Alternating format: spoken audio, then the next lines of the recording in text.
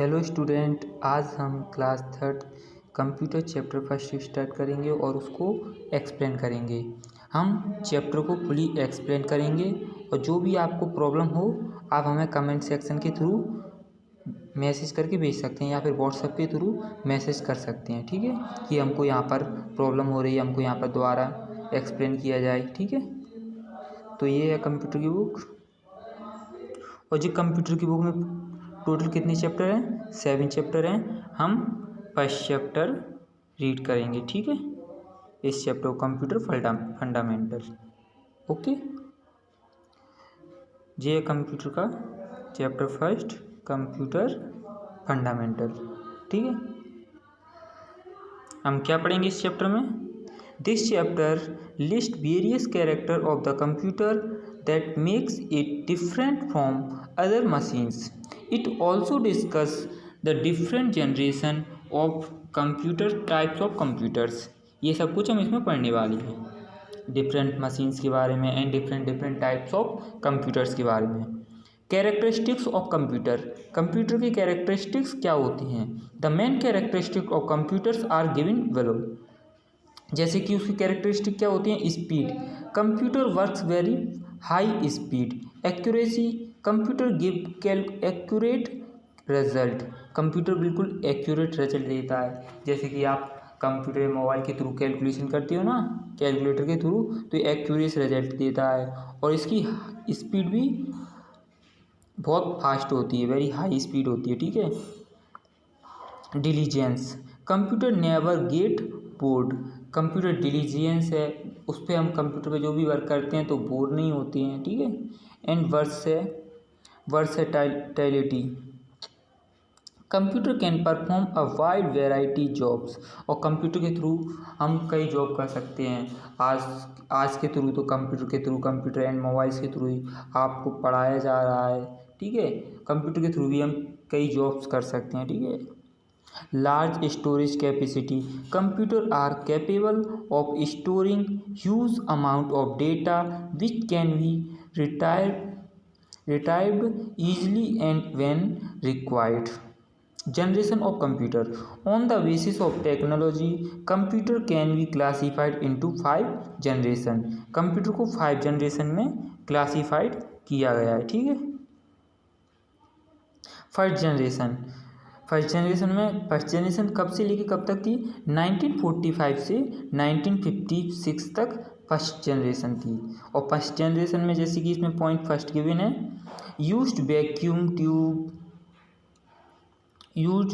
Tubes as a main electronic component. Main electronic component में हम क्या यूज़ करते थे? वैक्यूम ट्यूब यूज़ करते थे। Fastest calculating devices of their time, huge in size, यानी कि उनमें मेन इलेक्ट्रॉनिक कंपोनेंट क्या होता था? Vacuum tube main electronic component होता था। Fastest calculation device their time, जो फास्टेस्ट कैलकुलेटिंग डिवाइस थे ना वो थोड़ा टाइम लेते थे। एंड ह्यूज इन साइज, उनका साइज बहुत बड़ा होता था। Emitted a large amount of heat, वो लार्ज अमाउंट में हीट एमिट करते थे। जैसे कंप्यूटर में ज़्यादा टाइम तक चला नहीं सकते थे, वो इतनी अमाउंट में हीट एमिट करते थे कि उनके पास में ज़्यादा देर तक हम उसका यूज़ नहीं कर सकते थे। हमको बहुत हॉट फील होता था, गर्मी लगती थी। The cost was very high, उनकी कॉस्ट भी बहुत हाई होती थी। अब do you know thousands of vacuum tubes were used in the first generation computers। ये आपको पता है? थाउजेंड से भी मतलब हज़ारों vacuum tubes were used in first generation computer.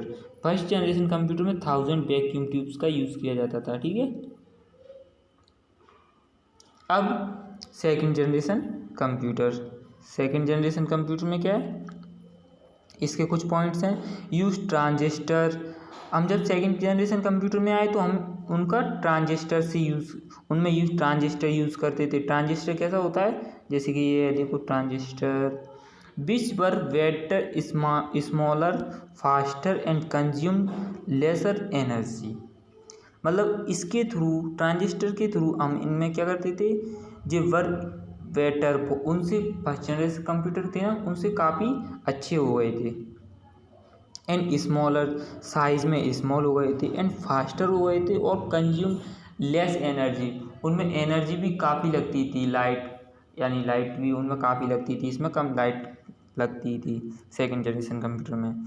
Smaller in size and easier to carry from one place to another place, एक place से दूसरे प्लेस तक आसानी से ले जा सकते थे उनको। और जनरेटेड लेसर हीट, वो लेस हीट जनरेट करते थे। Okay, less expensive and faster calculation, उनमें लेस खर्चा भी कम होता था और फास्टर कैलकुलेशन उनकी बहुत फास्ट थी। ठीक है, अब आते हैं हम थर्ड जनरेशन कंप्यूटर्स पर। ठीक है, और जो सेकेंड जनरेशन कंप्यूटर कहाँ से कहाँ तक थी, 1956 से 1963, एंड थर्ड जनरेशन कंप्यूटर 1964 से 1975। Okay, use the integrated circuit, इसमें थर्ड जनरेशन कंप्यूटर में हम क्या यूज़ करते थे, थर्ड जनरेशन कंप्यूटर में हम यूज़ करते थे आईसी का फुल फॉर्म होता है इंटीग्रेटेड सर्किट। ठीक है, और सेकेंड जनरेशन कंप्यूटर में हम क्या यूज़ करते थे, transistor, and first generation computer में हम वैक्यूम ट्यूब यूज़ करते थे। ठीक है, इनको याद रखना है, फर्स्ट जनरेशन में vacuum tube, and second generation में हम क्या यूज़ करते हैं, ट्रांजिस्टर, एंड थर्ड जनरेशन में इंटीग्रेटेड सर्किट यानी कि आईसी। ठीक है, और the smaller in size and computer are easier generation, earlier generation, जैसे ये वाली जनरेशन आई तो कंप्यूटर साइज में और स्मॉल हो गए थे। ठीक है, स्पीड एंड एक्यूरेसी पर बेटर, जो सेकंड जनरेशन में थी ना उससे भी बेटर स्पीड और एक्यूरेसी मिलने लगी थी इनमें। ठीक है, और cost was less than the computers of earlier generation, इनकी जो इनसे पहले वाली जनरेशन के थे ना उनसे इनकी कॉस्ट भी लेस थी। ठीक है, कम कीमत के थे ये। Do you know the third generation computer generated less heat than the computer of earlier generation, यानी कि जो थर्ड जनरेशन के कंप्यूटर थे ना उनकी हीट उनमें कम जनरेशन होती थी, हीट उनकी कम जनरेट होती थी उनके अर्लियर, जो उनसे पहले वाली जनरेशन थी ना first generation and second generation से। ओके, और अब आते हैं फोर्थ जनरेशन पर। फोर्थ जनरेशन का टाइम कब से कब तक था, 1975 till date. In fourth generation है हमारी 1975 से आज तक की डेट है ना, अभी हम फोर्थ जनरेशन कंप्यूटर में ही वर्क कर रहे हैं। ठीक है,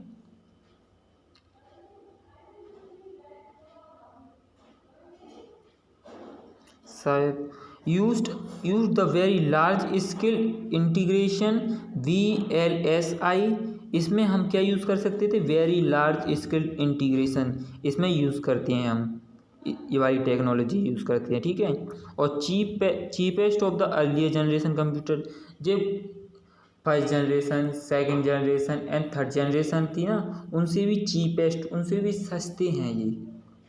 एंड थर्ड पॉइंट है small in size compare to the computers of earlier generation and work at higher speed and more accurate and reliable. Okay, अब आते हैं फिफ्थ जनरेशन कंप्यूटर्स पर। फिफ्थ जनरेशन में द फिफ्थ जनरेशन कंप्यूटर, इनका time कहाँ से कहाँ तक था, 1984 से 1990 तक। ठीक है, the fifth generation computers are the future computers, fifth generation computer कैसे होंगे, फ्यूचर कंप्यूटर, जैसे कि लैपटॉप वगैरह जो यूज़ कर सकते हैं। The main technique to be used in this computer will artificial intelligence, all that is they will be able to think and make their own decision as a human beings, यानी कि जो fifth generation computer आएंगे ना वो ऐसे जो future में आएंगे, ये बता रहे हैं जो अभी आए नहीं हैं, मतलब फ्यूचर में ऐसे आ सकते हैं। ये कैसे आएंगे, जो अपना निर्णय खुद ले सकते हैं। मतलब जैसे कि आप इसमें कहने का मतलब जैसे कि आपने मोबाइल यूज़ तो करते ही होंगे।